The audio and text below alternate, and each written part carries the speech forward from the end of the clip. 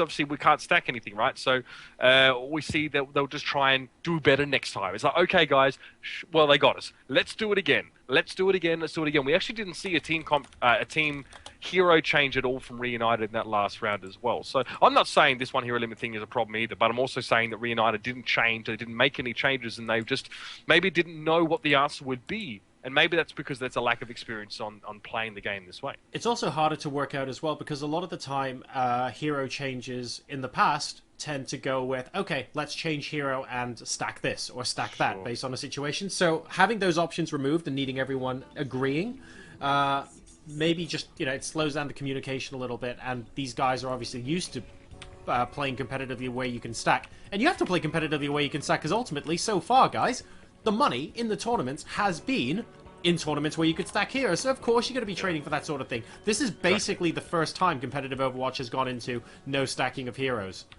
This is the first time for prize money that I can recall. Let's put it that way. Yeah, so that's the thing, right? What incentive is there to learn how to play one hero limit?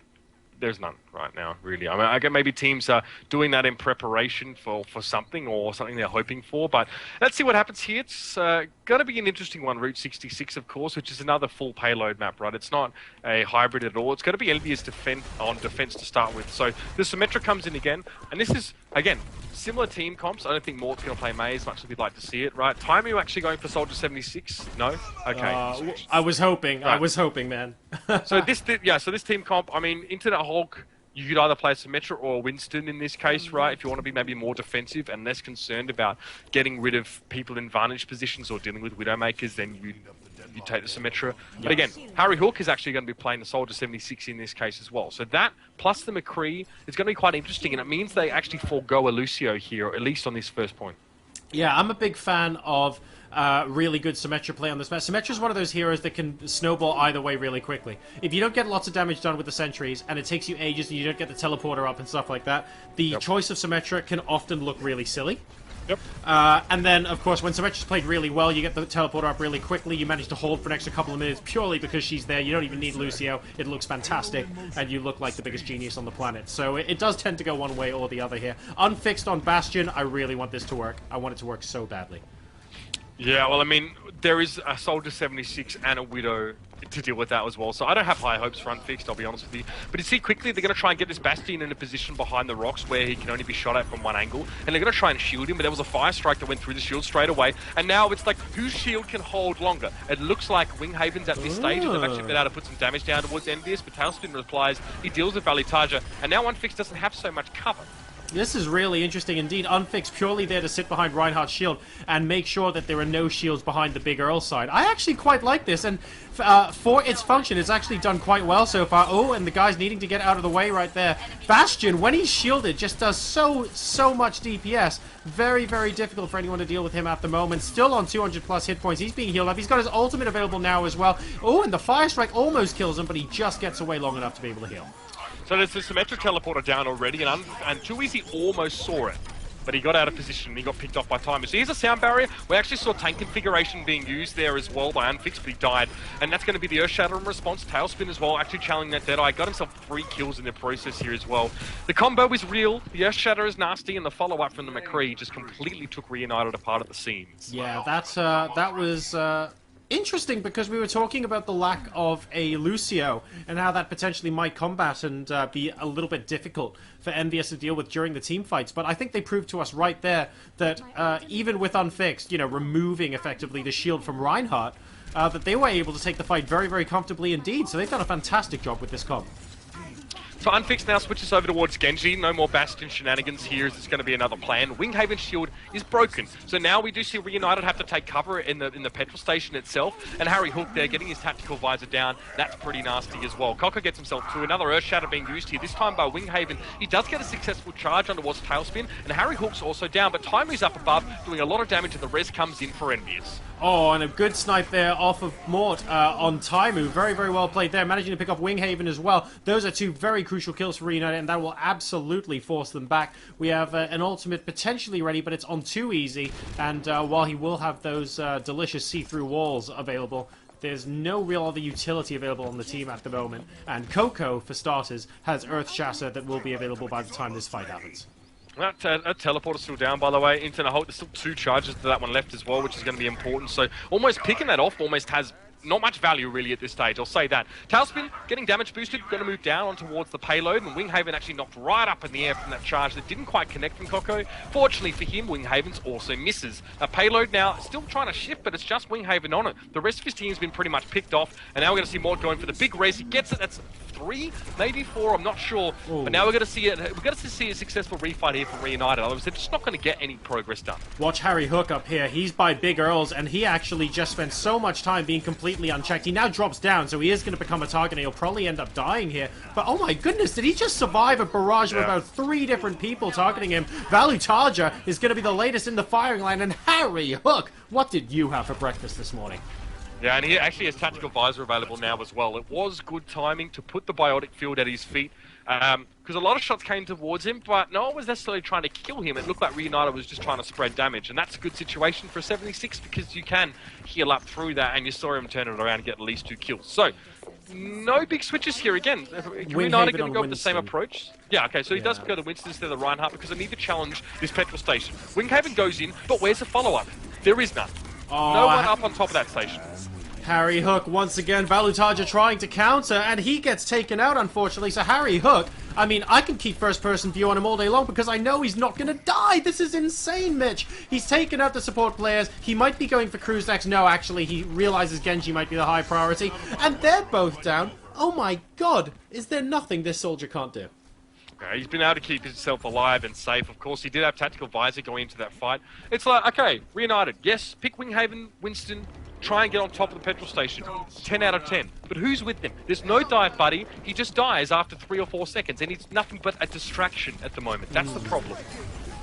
And here we go, Cruz with the ultimate moving in, but Valutaja dies very early on in the environment, and Harry Hook actually goes down for EnVyUs as well, so Reunited all of a sudden have removed some of the biggest DPSs. Coco at the moment, oh, very nice Earth Shatter, he gets Mort actually on part of that, so Mercy Res will not be a part of this fight, and he absolutely nails Winghaven to the wall as well. That's going to be useful. Primal Rage means that he won't go down anytime soon. It doesn't matter though, because back home with the payload, it means that Reunited have been held at point number 1. So, it was the last attack was slightly better by Reunited, right? This time Winghaven had a dive buddy. Unfix went in with him, he had Dragon Plate. And it still wasn't enough, because at the periphery, the whole time, Harry Hook was doing damage. Timer, of course, had actually switched that Tracer earlier on. I think he might have gone back to the Widow in that case. But the first attack was great, but then the teleporter was up. At least there was a res there as well. They're always able to pour in to that point. And this is the second time that we've actually seen Reunited fail to get an attacking side. So I want to see if it's going to be the same problem here for EnVyUs, or like whether it's there's a deeper problem here, or whether it's just specifically Reunited not getting much gumption on this attacking side. It's really difficult to tell.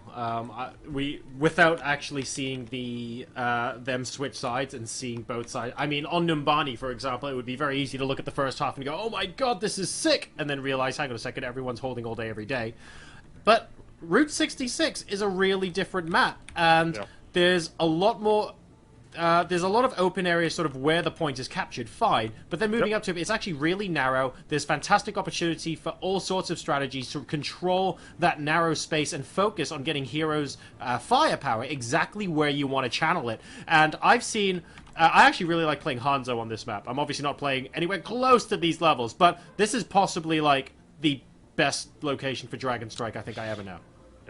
Look, and I just want to clarify as well, I personally like One Hero Element and I prefer it. So I'm not salty about it at all, but what I'm saying is what we're seeing here now is teams are maybe not showcasing it to its greatest degree. Oh, well, the meta's not as developed, right? That's right. So I'm on the Eggplant bandwagon, no doubt about it, and I'm happy now to see a Roadhog and a Reaper being picked up here by EnVyUs. So well, if they stay with them, I really hope Intel plays Reaper. Don't know if it's going to be a thing. But we do want to see if we are going to witness variation here as well. People say the One Hero Limit, we might actually get to see something else than stacking of heroes. There is a counter-argument, which I am interested from a research standpoint in seeing if that's true, and if that One Hero Limit actually gives us more variation, or they just go with the best 6. It's going to be very, very interesting to see here. And also, if EnVyUs can break Reunited here as well, then we can put Reunited's inability to get any progress on this map down to inexperience or just lack of cohesion. I think when the meta is less developed with one hero limit as well, it just means that the teams are more likely to be sticking with their super solid, tried and tested hero compositions. You're going to get your wish, by the way, Mitch. Internet Hulk has gone out of the gate, and he is on Reaper. Whoop! So let's see what we can do with this now as well, because it's only Winghaven that's actually playing that tank role, which is obviously what you want to go for, is Reaper. And we'll see if Internet Hulk can actually get good vantage points. You can't really teleport out in the open, so you need to be quite sneaky beaky like getting into the backline with him, which is hard to do when there's so much open space around this hairpin turn. Yeah, and too easy at the moment is just biding his time, looking for opportunities to go ahead and grab an easy kill as well. Very, very patient, both sides with their shields up. Yeah. And, well, Tailspin, oh, trying to get a hook off, unable to do so now. And now I'm actually looking at Unfixed, wondering, is he going to be able to pick up where Harry Hook left off in terms of DPS on Soldier from up above?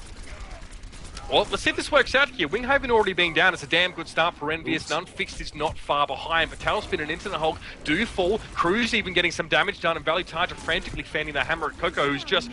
Well, he's taking all the ground, really. All the real estate belonging to EnVyUs right now, and Unfixed has to stop his payload moving, but he can't. He's too far away, and that checkpoint is going to be reached. And should be now. Wow, yep. Mate, that was fast. I don't know what else to say. That was bloody fast, and managing to hook Mort, I believe, to finish that off on Mercy as well, just guaranteeing that there's absolutely no support player available, means that EnVyUs are going to take a 2-0 lead in this best of 7. Yep, pretty quick. And this may not be nearly as long a night as you first anticipated at this stage, John. I mean, if we keep seeing Reunited get shut out like this, then these games don't have to necessarily go long at all. They can pick the next map, though, as well. But, yeah, Route 66 not remotely working out for them. And to be fair, I just call outplay. I just say the outplay was there from EnVyUs. I don't think their comp was spectacular. I think it was different, but I don't think it was those differences that really made the difference in the end. I like the Reaper. I like the Didn't have enough time to even get your ultimates up, mate. I mean, the only ult we saw was a res, right? Exactly. Wow. That was... Look, I'm just straight up not used to seeing Reunited outplayed. This is distressing for me. This is definitely not normal, comfy territory. Yeah, that's all I can really say. This is fantastic from EnVyUs, and they're not showing any signs of slowing down. Reunited put up a good fight. I think it always seems that, oh, the last fight is the closest to succeeding, but ultimately the last fight is still failing. So Reunited, they have to do some serious soul searching and looking for answers here. Yeah, and look, speaking of that as well, EnVyUs have spent quite some time in the team house together in America.